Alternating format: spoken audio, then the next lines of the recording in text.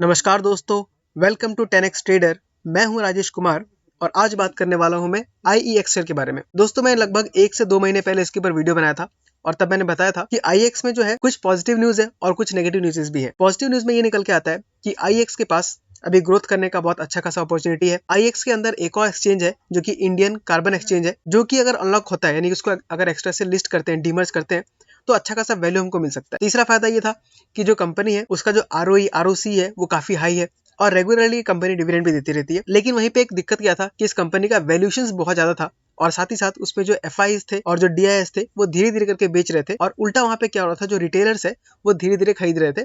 क्योंकि नॉर्मल बात है, जब भी कोई स्टॉक बहुत ज्यादा गिर जाता है तो रिटेलर्स खरीदना स्टार्ट कर देते हैं, चाहे कंपनी का फंडामेंटल अच्छा हो चाहे ना हो। बस स्टॉक कोई गिर रहा है इसी वजह से लोग खरीदते हैं और ये एक बहुत ही खराब रीजन होता है किसी भी स्टॉक को बाय करने का। जब तक कोई भी कंपनी का फंडामेंटल्स पे आपको भरोसा नहीं है तब तक आपको उसमें बाय नहीं करना है। तो आज स्टार्ट करते हैं हम IEX के बारे में। Q3 का रिजल्ट अनाउंस किया है और उसके पहले आप देख सकते हैं यहाँ पे डिविडेंड हमें ₹1 का मिल रहा है और ये लास्ट डिविडेंड हमको मिला था जुलाई 2023 में मिला था। यानी कि 2 क्वार्टर में हमको डिविडेंड नहीं मिला, उसके बाद हमको इस क्वार्टर में डिविडेंड मिला है और इसका एक्स डेट जो है वो February 2 है 2024 का। यानी 2 तारीख के पहले अगर आपके डीमेट में ये शेयर है तो आपको ये डिविडेंड मिलेगा, अगर नहीं है तो आपको नहीं मिलेगा। तो अगर आपको डिविडेंड लेना है तो आपको बेटर यही रहेगा कि आप मंडे को चाहे ट्यूसडे को या मतलब मान लीजिए आप 31 जनवरी के पहले खरीद लेंगे तो आपके डीमेट अकाउंट में शेयर आ जाएगा और आप डिविडेंड के हकदार बन जाएंगे। तो डिविडेंड बहुत ज्यादा डिविडेंड भी नहीं मिल रहा है, ₹1 का मिल रहा है, तो बहुत ज्यादा नहीं है। सिर्फ डिविडेंड के लिए आपको इन्वेस्ट नहीं करना है। चलिए हम देख लेते हैं कि इसका क्वार्टरली रिजल्ट कैसा हुआ। तो यहाँ मैं नेक्स्ट स्क्रीनर में खोल दिया है। आप देख सकते हैं जो ऑपरेटिंग प्रॉफिट था वो क्वार्टर एंड क्वार्टर अच्छा खासा ग्रोथ दिखा रहा है हमें। 82 क्वार्टर का था जून में, सितंबर में 92 का हुआ और दिसंबर में भी 100 करोड़ का हो चुका है, जो कि काफी अच्छा खासा ग्रोथ दिख रहा है। तो अगर मैं देखूं तो क्वार्टर जो ग्रोथ है वो लगभग आपका 8%, 7-8% के आसपास का है। लेकिन वही अगर मैं ईयर ऑन ईयर देखूं तो लगभग 20% का ग्रोथ हमें नजर आता है। तो बहुत अच्छा ग्रोथ है, लेकिन कंपनी का वैल्यूएशन क्या है भी बहुत ज्यादा हाई है, तो मुझे लगता नहीं कि स्टॉक में बहुत अच्छा खासा कुछ परफॉर्मेंस आएगा। बाकी आप देख सकते हैं कंपनी में कोई प्रॉब्लम नहीं है। ऑपरेटिंग प्रॉफिट मार्जिन जो है वो कितना हाई है, 85%, 85%, 78%, 87%। तो बाकी कंपनी में सब कुछ ठीक है। बस प्रॉब्लम यहाँ पे ये आ गया है कि यहाँ पे इसका वैल्यूएशन बहुत ज्यादा हाई हो गया। अगर मैं आपको यहाँ पे वैल्यूएशन दिखाऊं आके, आप देख सकते हैं सेक्टर का जो प्राइस टू बुक है वो 3 टाइम्स है और इस कंपनी का IEX का जो प्राइस टू बुक है वो 15 टाइम्स है, 15 गुना है। यानी कि लगभग आपको 5 गुना ज्यादा कॉस्टली मिल रहा है कंपेयर टू पूरे सेक्टर का। अगर हम एवरेज निकाल के देखें, प्राइस टू डे अगर देखें तो हमको ये 35 पे मिल रहा है और सेक्टर का 28 है, 28.90 है। तो हमको यहाँ प्राइस टू अर्निंग के बेसिस में भी थोड़ा सा महंगा ही मिल रहा है। सेक्टर का अगर डिविडेंड यील्ड देखें तो 1.56% है और इस कंपनी का डिविडेंड यील्ड है सिर्फ 0.73%। तो आप देख सकते हैं कंपनी मुझे बहुत ही पसंद है, पावर सेक्टर में है। फ्यूचर में जितना कंजम्पशन बढ़ेगा पावर का, इसका काम भी बहुत ज्यादा रहेगा। तो बिजनेस तो इसको मिलते रहने वाला है, ऐसा नहीं कि बिजनेस को नहीं मिलेगा। कंपनी फ्यूचर में टिकेगी। लेकिन प्रॉब्लम ये आ गया कि इसका वैल्यूएशन क्योंकि बहुत ज्यादा हाई हो गया, तो जो बड़े बड़े इन्वेस्टर्स है वो इतना जल्दी इसमें एंट्री नहीं करेंगे। अब मैं आपको लास्ट दिखाता हूँ टेक्निकल एनालिसिस करके। टेक्निकल एनालिसिस में हमें क्या नजर आ रहा है दोस्तों, कि हमको स्टॉक को फिलहाल बेचना नहीं है। ऑफ कोर्स ये मैं आपको रिकमेंडेशन नहीं दे रहा हूँ, आपको खुद लेना है। ये मेरा ओपिनियन है कि इस जगह पे अगर आप स्टॉक को बेचते हैं तो बहुत ज्यादा आपको नुकसान हो सकता है, मतलब रिग्रेट कर सकते हैं।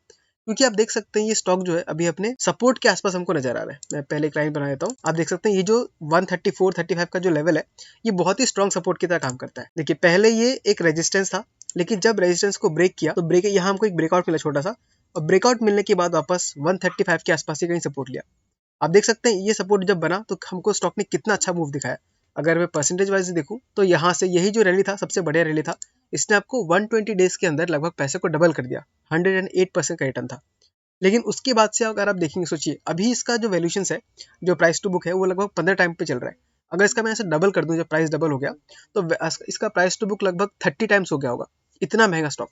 तो जब वैल्यूएशन बढ़ता है और जब उसको FIs बेचना आते हैं तो स्टॉक गिरता ही है, बहुत खतरनाक गिरता है।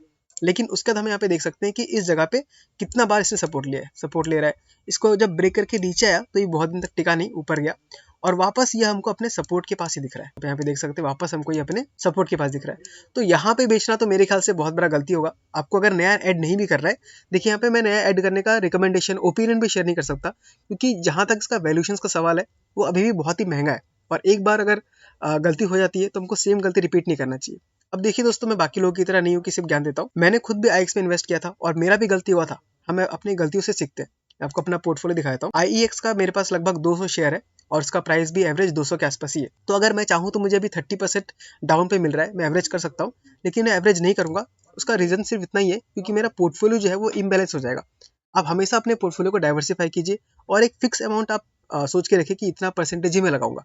तो अगर मैं परसेंटेज वाइज भी देखूं तो मेरे पोर्टफोलियो का लगभग आपका 10 से 20% के आसपास IEX में ऑलरेडी लगा हुआ है। तो अगर मैं एवरेजिंग करने के लिए और डालता भी हूँ पैसा तो मेरा जो पोर्टफोलियो है वो काफी इम्बेलेंस हो जाएगा। लेकिन इस जगह पे मैं इसको सेल नहीं करने वाला हूँ क्योंकि बहुत ही क्रूशियल जगह पर है, ये सपोर्ट है। अगर यहाँ से आपका स्टॉक बढ़ जाता है ऊपर तो आपको यहाँ से वापस 24% का अपमूव मिल सकता है। तो मेरा जो लॉस है वो भी काफी हद तक रिकवर हो जाएगा। नेक्स्ट अगर मैं देखूं तो RSI आपको यहाँ पे दिख रहा है लगभग ओवरसोल्ड रीजन पे आ चुका है, 30 के आसपास में मिल रहा है। तो ये ओवरसोल्ड रीजन होता है। आप देख सकते हैं जब जब RSI 30 के आसपास आया तो स्टॉक ने हमें ठीक ठाक मूवमेंट दिया है। आप देख सकते हैं यहाँ पे आपको 70 डेज के अंदर लगभग 34% का रिटर्न मिल गया। हम बाकी पहले भी चेक कर लेते हैं। इस पूरे रेंज में जब स्टॉक 30 RSI पे आया था तो वहां से भी उसने आपको 91 डेज के अंदर 15% का रिटर्न दिया। पीछे आके देखिए, ये हम बैक टेस्टिंग कर लेते हैं। यहाँ पे आकर देखेंगे तो यहाँ भी आपको 48 डेज के अंदर लगभग 27% का रिटर्न मिल गया। यानी जब जब RSI 30 पे आ रहा है तो आपको कुछ ना कुछ रिटर्न दे के ही जा रहा है। तो इस जगह पर बेचना तो बिल्कुल भी नहीं है आपको। अगर आप और ऐड नहीं करना चाहते तो कम से कम होल्ड कीजिए। आपको जब प्रॉफिट हल्का सा आ जाएगा या जब लॉसेस रिकवर होंगे तब भले ही बेच के निकल जाएगा। नेक्स्ट मैं यहाँ पे एक इंटरेस्टिंग चीज दिखाना चाहता हूँ कि जो शेयर होल्डिंग पैटर्न है उसमें हमें कुछ पॉजिटिव चीज नजर आ रहा है। आप देख सकते हैं जो म्यूचुअल फंड है उसने लगभग 17% से 20% इंक्रीज किया है इस क्वार्टर में, जो कि ठीक ठाक मुझे लगता है। काफी अच्छा खासा ग्रोथ हमको यहाँ पे नजर आता है। अदर DIs का देखें तो उन्होंने भी हल्का सा इंक्रीज किया है, 5.30% से 5.90% है। FIs का देखें तो उनका काफी स्टेबल है, 14.12% से 13.37% पे है। थोड़ा सा गिरावट है लेकिन चलता है इतना। वहीं पर अगर रिटेलर्स का देखूं तो रिटेलर्स ने भी 63% से 60% पे लाया। यानी रिटेलर्स बेच रहे हैं और जो म्यूचुअल फंड्स है, FIs है, DIs है वो थोड़ा थोड़ा करके खरीद रहे हैं। तो इन सब चीजों को देखते हुए मुझे लगता है कि हमें बहुत जल्दी स्टॉक में थोड़ा बहुत अपमूव देखने को मिलेगा, लगभग 20 से 25% का मिल सकता है।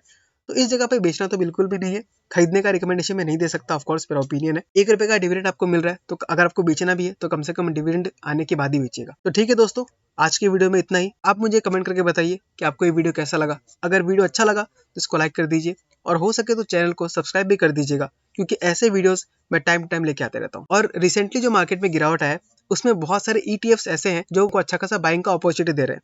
अगर आप उसके बारे में जानना चाहते हैं तो चैनल को सब्सक्राइब कर दीजिएगा और नोटिफिकेशन बेल को दबा दीजिएगा, क्योंकि वीडियो जल्दी ही आने वाला है। ठीक है दोस्तों, मिलते हैं अगले वीडियो में किसी अगले स्टॉक के साथ। तब तक के लिए ta ta, bye bye, take care.